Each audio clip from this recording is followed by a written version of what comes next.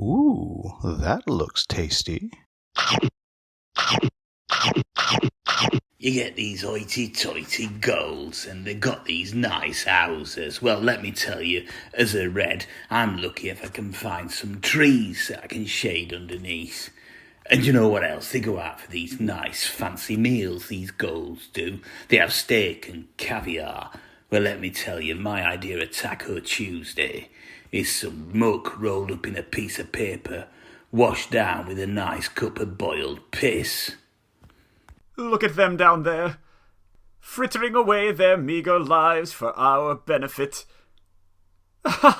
Life is good. Welcome, folks, to the Home Gamers, back with another mini review, and today we are talking about Red Rising from Stonemaier Games, and I'll point out that I do have the Collector's Edition, and I'm going to talk about that in just a bit. Now, what Red Rising is it is a game that is based off of the design of the game Fantasy Realms.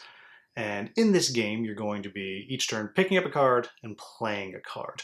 Now, Red Rising has a few other elements that have been added to it. It has a couple of tracks that you're moving up and a little bit of, I'm going to call it area control. It's not, well, I guess it is kind of area control with the Institute portion of the board. And it's all based on the book series Red Rising, a young adult dystopian future. And in this dystopian future, the world is divided into a whole bunch of different castes, which are based off of color. Golds are the highest, red is the lowest. And as you can guess, the red is rising in the book series, and I haven't read the book series, so I don't really know more than that. And so as I mentioned, in the game, you're going to be playing a card and then picking up a card. The card that you play will allow you to take some kind of action. It might let you pick up a card, might let you move a card, might let you take a helium, which is the one resource you collect in the game. It might let you move up the fleet track, or it might let you add one of your cubes to the Institute, which is that area control spot that I mentioned. And then you will pick up a card. And by picking up a card, it's going to allow you to do one of those things that I just named, or activate your own unique faction special ability. That's it. That's the game. You're going to play until a player accomplishes 2 out of the 3 following things, gets 7 cubes, and the Institute gets to space 7 on the fleet track or gets 7 helium. That's it. That's the game. However, the rub is each of the cards at the top corner has a set amount of points that they're worth. But then down at the bottom, there are bonus points that each of these cards are going to get you based off of what other cards you finish the game with in your hand. So you might have a card that says plus 30 points if every single card in your hand is a different color. Or plus 10 points if you also have this specific character in your hand. And so the game is really about trying to collect cards that's going to make that hand that you have of 5 to 7 cards. Ideally, you can have more than 7 cards, but every card you have above 7, you're going to lose 10 points to make that worth the most points at the end of the game. It also has a solo AI that you can use that runs pretty quickly, and it really gives you something that you're able to play against. So what do I like about this game? First of all, I think the art is beautiful. I think the quality of the components is very, very good. The cards have a great feel to them. They're a good size. The board looks good. And again, this is the collector's edition. It has a cool little fox head thing that you have all of the helium cubes in there. It has metal components that feel great in your hand, but again, more about these later on, but they feel really good in your hand. And all in all, I mean, it just is a very good looking game. It's a very strong production overall. The next thing I'll say is the core gameplay is fun. It is very satisfying and how quick and simple it is. That you're taking a card, you put it down, you pick one up. And the fact that within that, there are so many different things that can happen. And you're trying to decide, which card do I want to pick up because perhaps I'm trying to get more things onto the Institute, that area control area, or I'm trying to go up the fleet tracks. So that means I want to pick up one of these.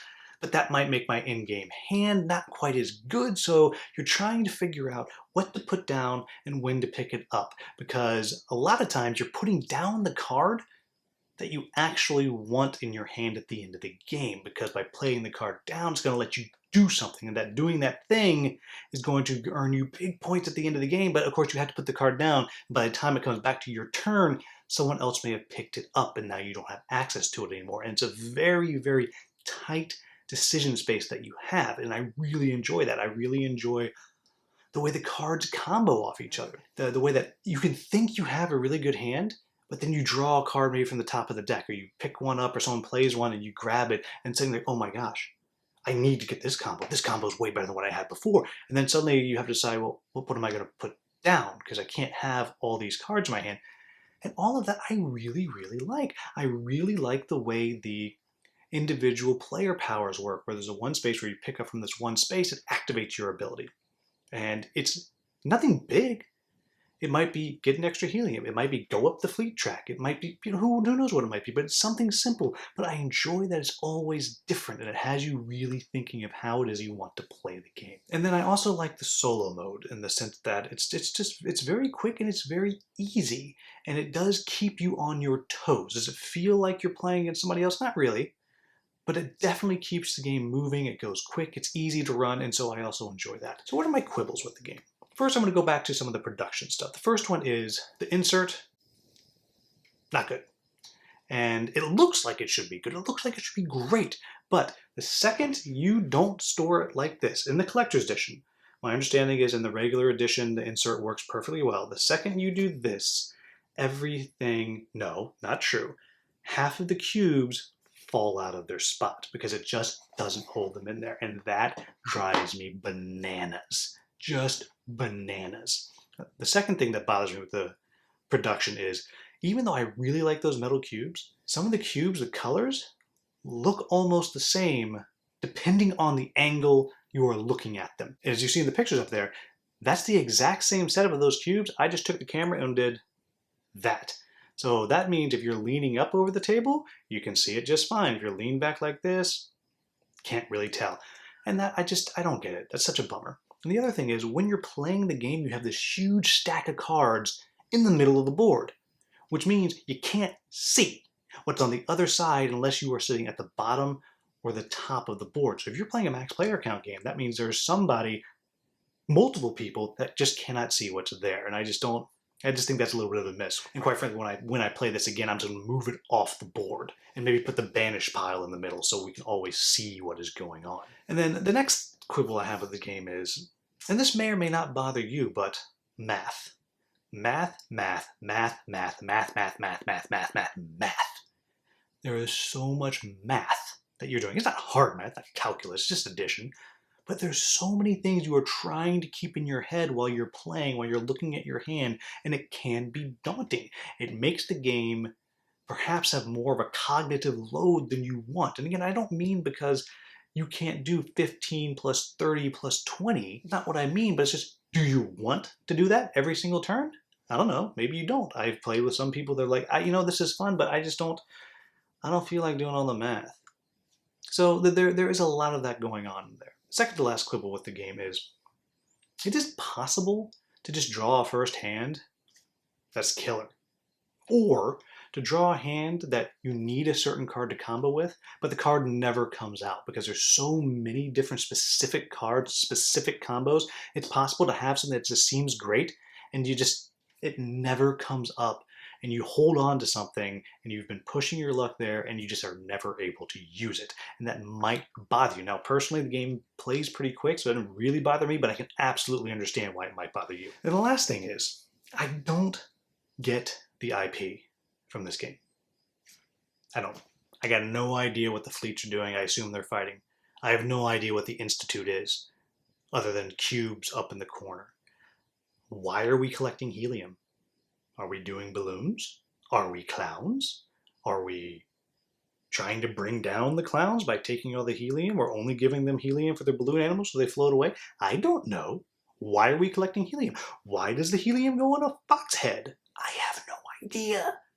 And to me, that's kind of a shame, because I've played IP games before.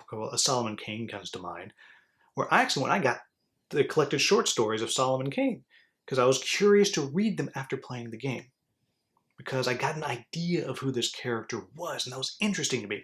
I have no idea what is going on in Red Rising based off this game at all. No clue. There's a couple sentences at the beginning, and that's how I know what I know. Now, I do know a little bit more because since I've actually listened to a interview with Jamie Stegmaier about Red Rising, just about the book series, I was like, oh, that's kind of interesting.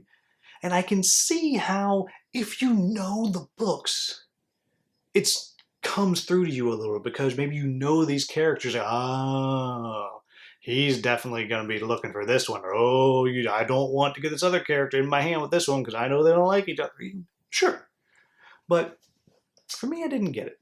Now, that said, I am actually interested in going back and reading the books, like I said, because I listened to an interview where Jason Perez and Liz Davidson and Jamie Stegmaier were talking about the books. Well, okay, so now I'm actually kind of interested, but not based on the game. And so for me, that's a little bit of a miss. But there you have it, folks. That is Red Rising. As always, if you found this video useful, please like, subscribe, and share. Thank you so much for watching. Have a wonderful, wonderful day.